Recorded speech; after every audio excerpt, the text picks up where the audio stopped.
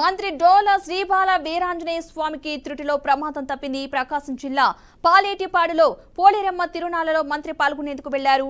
తిరునాళ్ల సందర్భంగా టీడీపీ నాయకులు కొనుగోలు చేసిన నూతన ఎడ్ల బండిని ప్రారంభిస్తూ ఉండగా డీజే సౌండ్లకు బెదిరి ఎద్దులు మంత్రిని ఢీకొన్నాయి.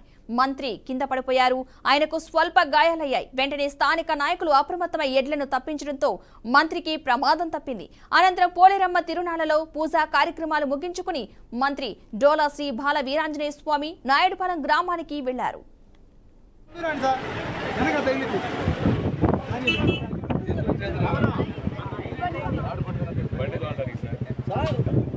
బండి మీద ఎక్కినప్పుడు కావాలి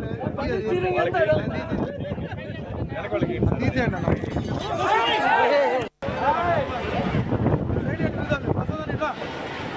వాళ్ళు ఉండాలి సార్, కొంచెం ముందు రండి సార్, వెనక తగిలింది.